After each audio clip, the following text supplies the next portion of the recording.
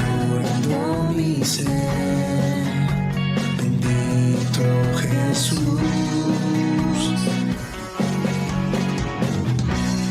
Mi deseo eres tú, mi momento de amor, la alegría de vivir. Bendito Jesús, eres mi fuente de amor, eres aire y eres sol, y el latir del corazón. Bendito Jesús, bendito amor de mi Señor.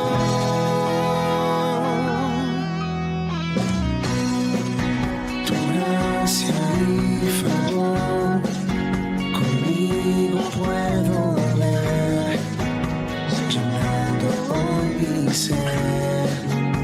Bendito Jesús, y hoy mi voluntad se rinde a tu verdad, tu amor y tu bondad.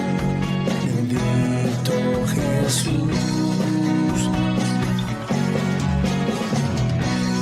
Mi deseo eres tú, mi momento de amor, la alegría de vivir.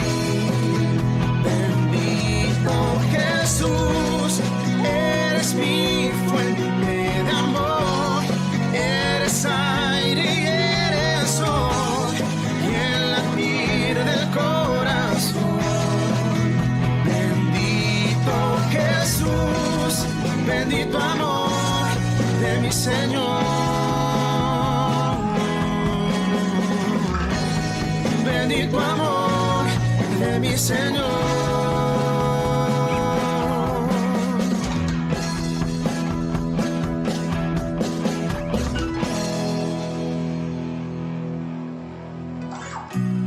Mi deseo eres tú, mi momento de amor, la alegría de vivir.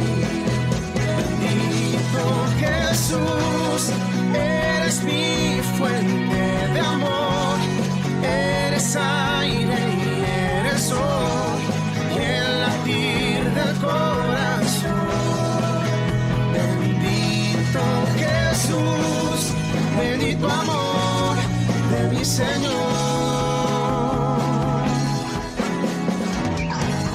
Bendito amor de mi Señor.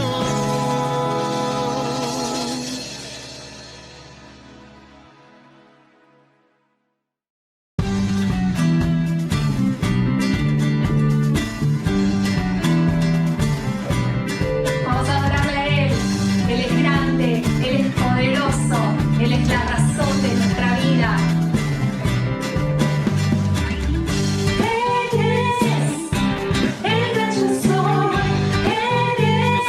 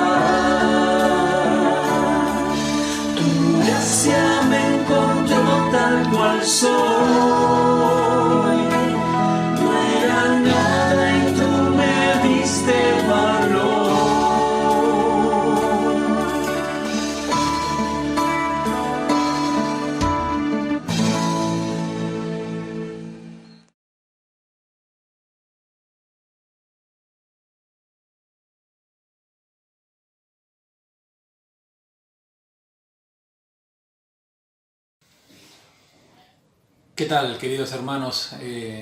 Es un privilegio para mí poder en esta mañana compartir con ustedes un trozo de la palabra del Señor que ha bendecido mi vida durante este tiempo y espero que pueda bendecir su vida así como lo ha hecho conmigo. Quiero invitarte en esta mañana a que puedas cerrar tus ojos ahí en tu lugar y que oremos al Señor para que Él nos guíe en este aprendizaje, que no cabe duda que si nosotros aplicamos estos conocimientos, estos principios, pueden transformar nuestra vida completamente. Así que bueno, quiero invitarte a que puedas orar junto conmigo. Señor, te damos gracias en esta mañana por tu amor, tu misericordia. Gracias porque tú eres bueno y tu amor nunca cambia, Señor.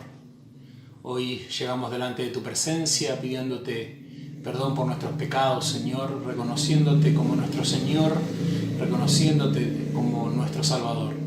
Gracias porque en ti encontramos el oportuno socorro, gracias porque tú eres nuestro Dios.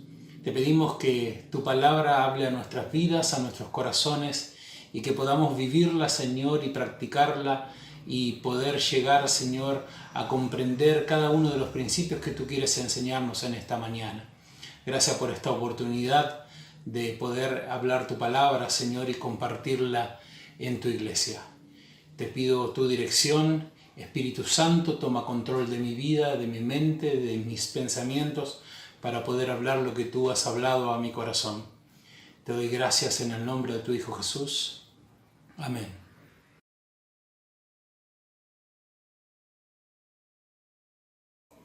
Quise mostrar esto porque grafica claramente parte importante de lo que quiero compartir con ustedes en esta mañana. Y es importante considerar lo que Jesús va a hacer en estas horas de intenso dolor y sufrimiento.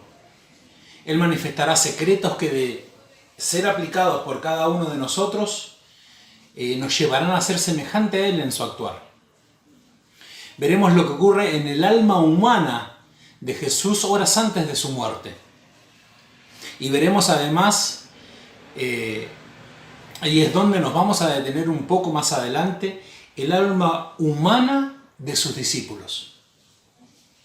Cabe mencionar que el Señor Jesús en este pasaje evidencia dos naturalezas. Dos naturalezas. Él es 100% hombre y Él es 100% Dios. 100% Dios. Y cabe mencionar también de que ninguna de estas naturalezas afecta una a la otra. Este es un tremendo misterio, pero como dije anteriormente, no es el centro de esta enseñanza. No pretendo hacer una exégesis de este tema tan importante. Acá nosotros vamos a ver durante unos minutos el clamor de un hijo frente al Padre. Un clamor de un ser humano humillado ante un Dios todopoderoso. Jesús deja en el huerto, dice la palabra del Señor, a sus discípulos, va con ellos al huerto de Getsemaní y aparta a 9 y se va con 3. Aparta a Pedro, a Santiago y a Juan. Estos, sin saberlo, hermanos, van a recibir una instrucción tan potente, que no solamente ellos van a transmitir a los demás discípulos, sino que va a trascender hasta nuestros días. Jesús está en Getsemaní, y hay que notar que la palabra Getsemaní significa prensa de aceite.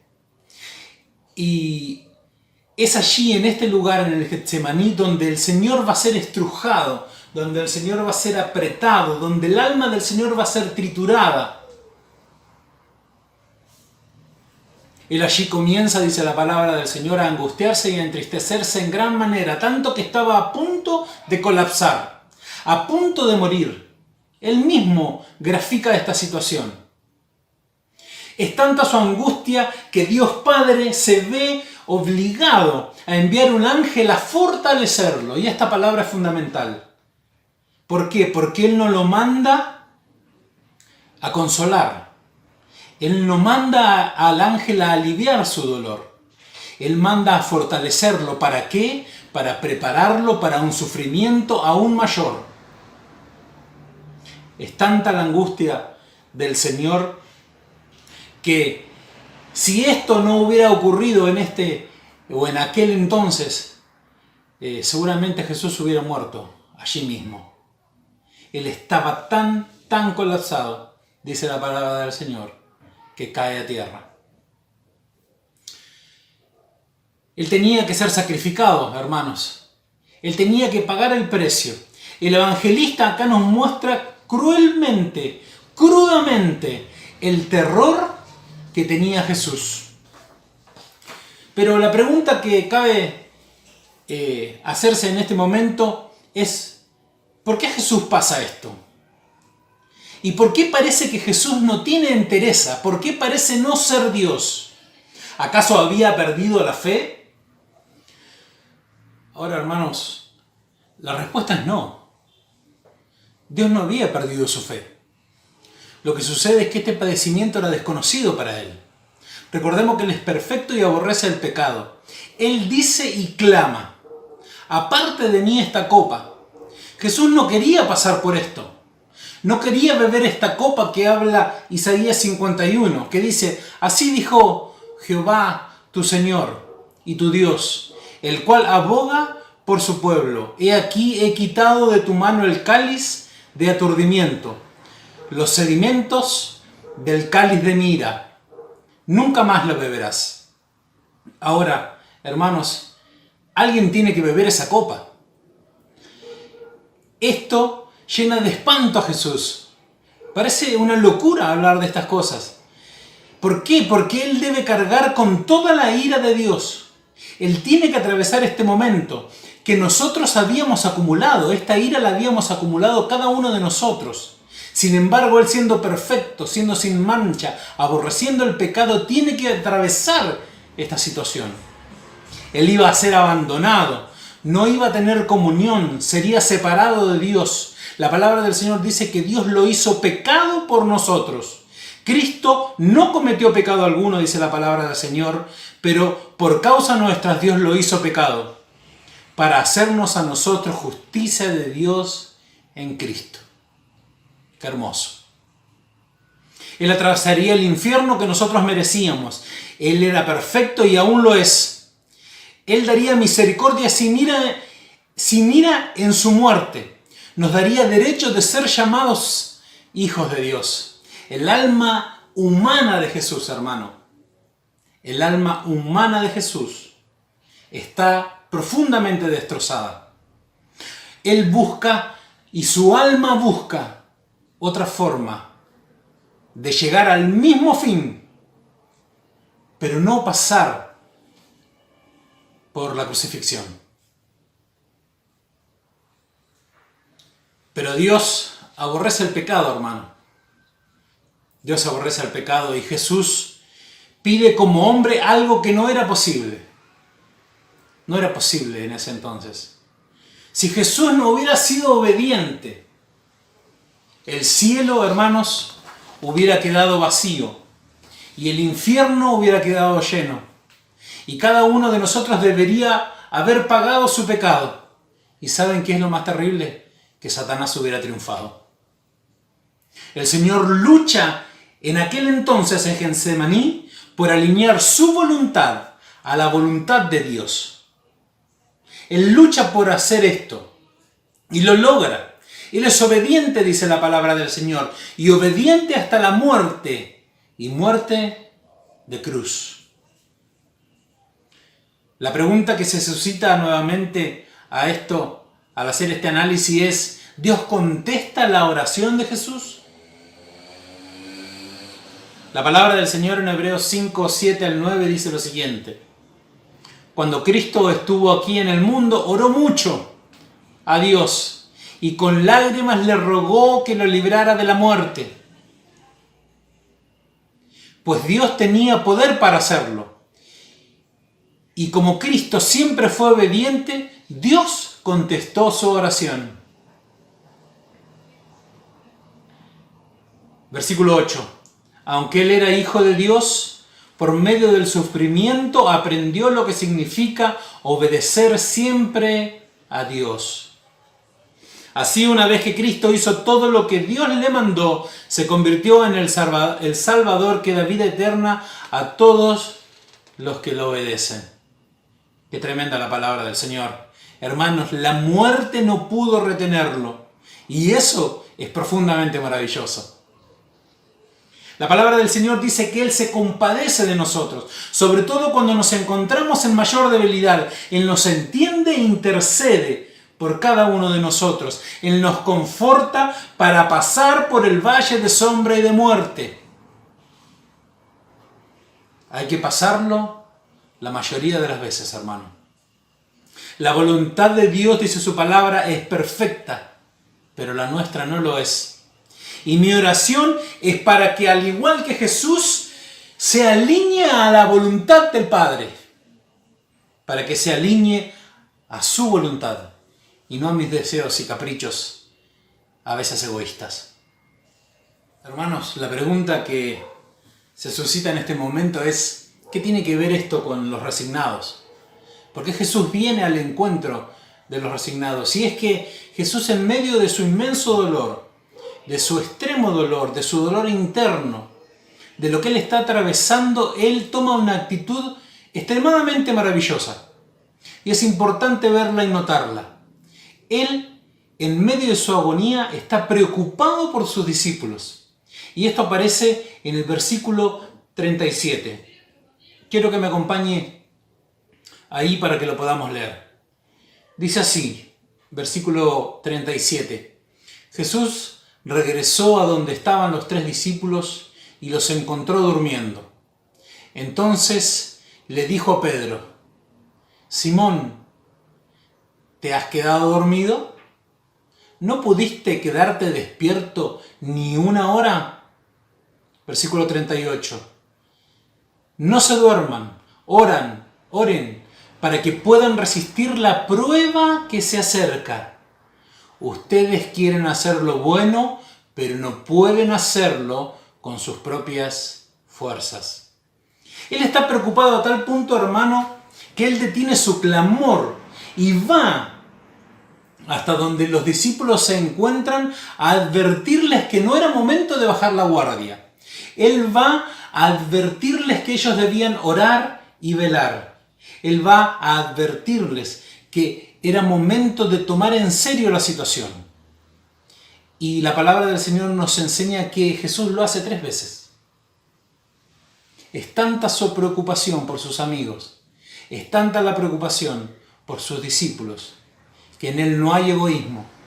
A pesar de todo lo que le está padeciendo, Él se detiene y mira hacia el lado para ver a aquellos que lo necesitan. Cristo les había advertido que ellos iban a ser probados. Notemos esto, que ellos iban a tambalear en su fe.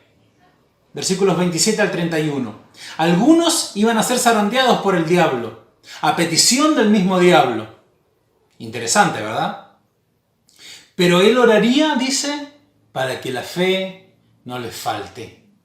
Ahora, a pesar de este conocimiento dado por Jesús a los discípulos, ¿cierto?, de lo que les iba a ocurrir en un futuro cercano, ellos eligen tomar una actitud diferente a la de Jesús. Ellos eligen dormir. Mas Él los reprende y trata de hacerles entender de que no era el momento de dormir, sino de velar y orar. Él estaba siendo el modelo perfecto en esta situación y ellos lo veían. Lo habían visto antes de quedarse dormido, obviamente. Pero ellos eligen resignarse y se dejan a la deriva de los acontecimientos futuros y cercanos que les sobrevendrían. Ahora la pregunta es ¿por qué? ¿Por qué ellos piensan y reaccionan de esta manera? Ellos tenían todas las razones del mundo para hacer lo que Jesús les decía, que era orar. ¿Pero por qué no lo hacen? Y la respuesta, hermanos, la podemos encontrar en un pasaje paralelo en Lucas 22:45. Él los halla durmiendo, dice este pasaje, a causa de la tristeza. Ellos también estaban profundamente tristes. Lucas 22:45 dice lo siguiente: Cuando Jesús terminó de orar, regresó a donde estaban los discípulos y los encontró durmiendo, pues estaban tan tristes que les había dado sueño. Entonces les dijo: ¿por qué duermen? Levántense y oren para que puedan soportar las dificultades que tendrán. Para los discípulos, hermanos, nada de lo que ellos estaban planeando, nada de lo que ellos esperaban, nada de lo que este futuro reino iba a venir y de lo que predicaba su maestro, nada de aquello estaba ocurriendo. Por lo tanto, ellos sabían también y estaba en su conocimiento de que había un traidor y que además ellos lo iban a traicionar y que lo iban a abandonar, y se preguntaban nuevamente: ¿dónde está aquel reino, aquel trono? Jesús estaba entristecido y apesadumbrado, pero con otra actitud.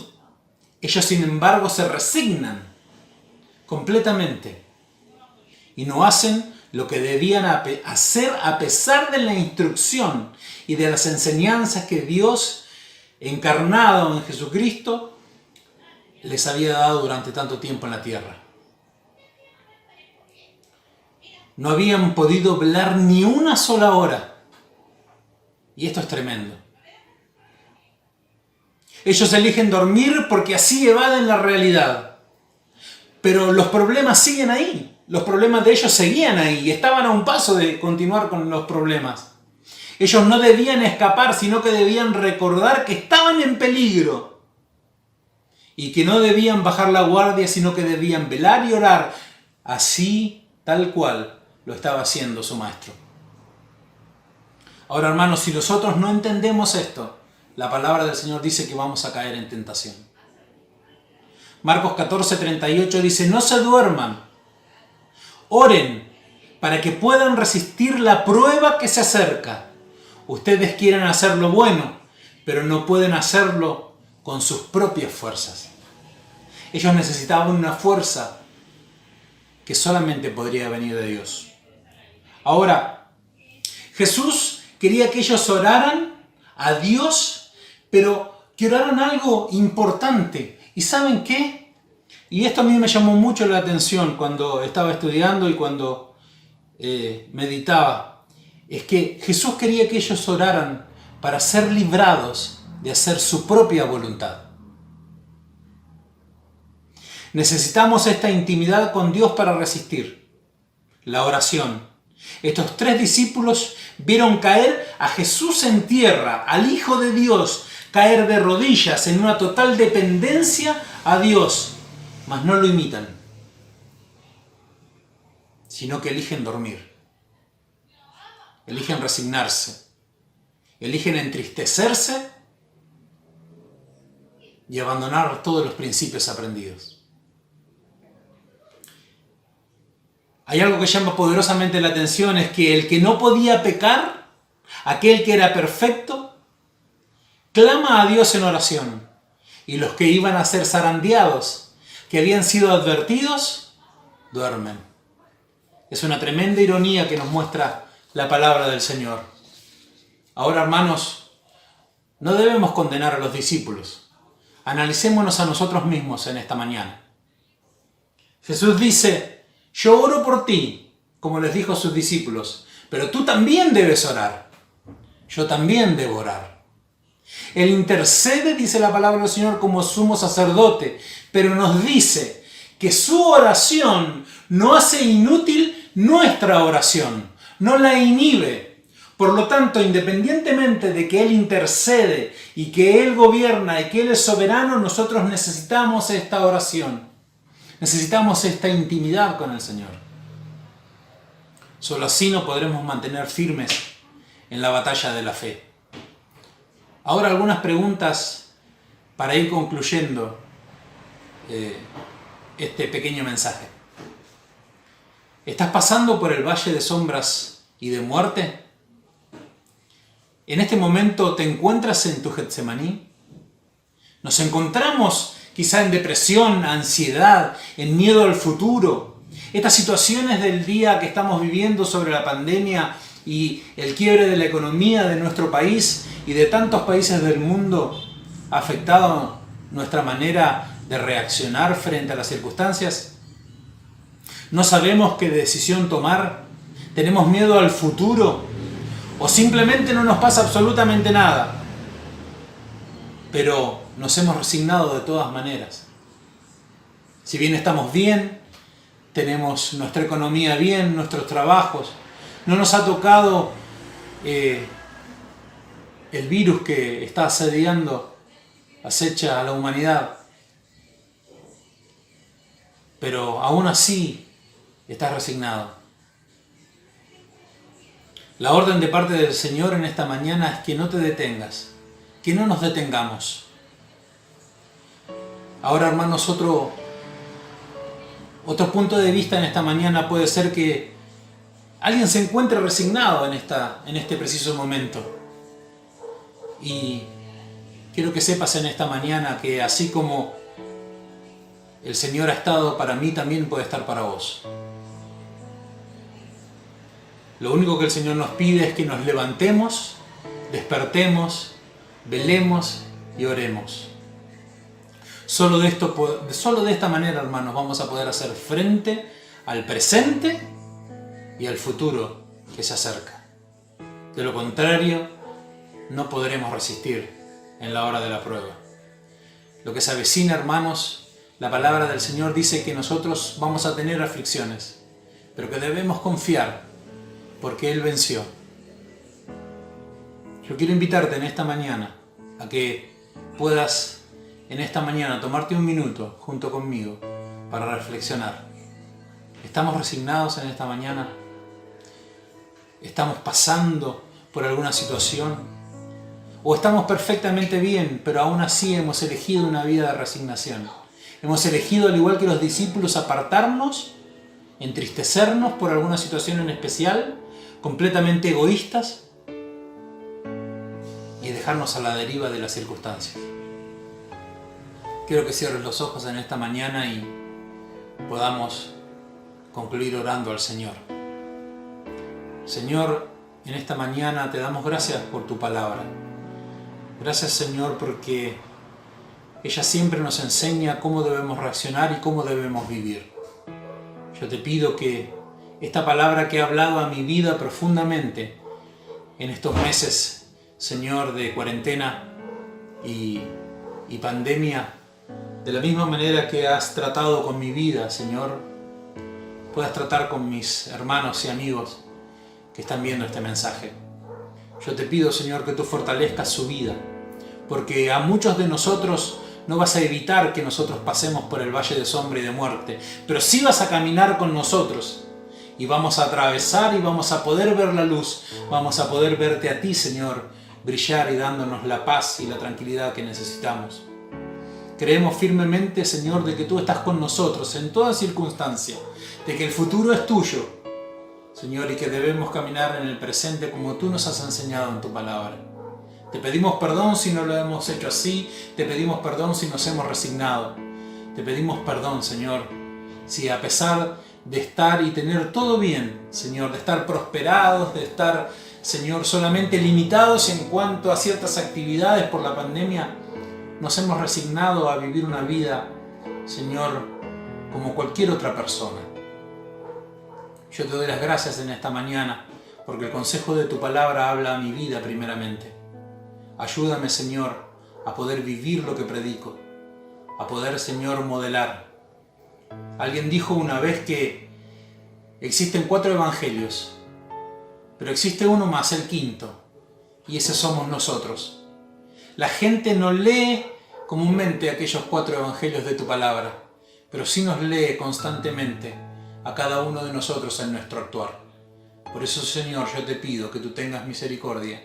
Y como esta palabra ha trascendido, Señor, desde aquel entonces hasta nuestros días, yo quiero intentar velar y orar para no entrar en tentación. Te lo pido en el nombre de tu Hijo Jesús. Amén.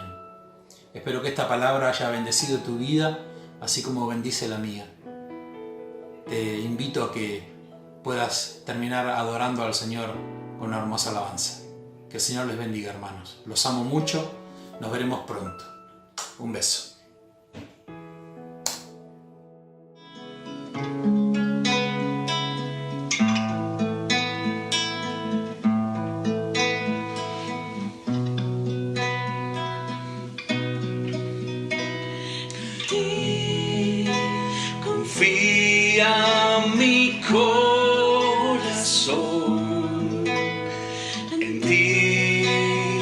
reposa mi alma, mi ser descansa en ti. Quiero ser feliz en ti, confía mi corazón. En ti reposa mi alma, mi ser descansa en ti. Puedo ser feliz en ti. En ti confía mi corazón. En ti reposa mi alma, mi ser descansa en ti. Puedo ser feliz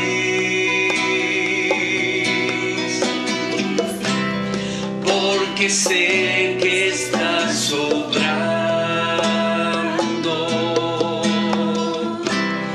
tu perfecta voluntad.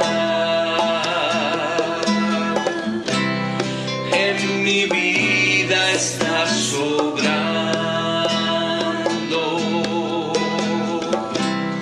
tu perfecta voluntad. En ti confía mi corazón. En ti reposa mi alma, mi ser descansa en ti. Puedo ser feliz en ti. En ti confía mi corazón. En ti reposa mi alma, mi ser descansa en ti.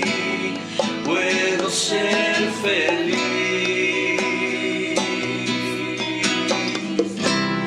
porque sé que estás obrando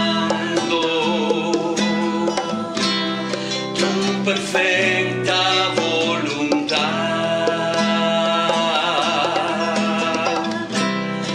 En mi vida estás obrando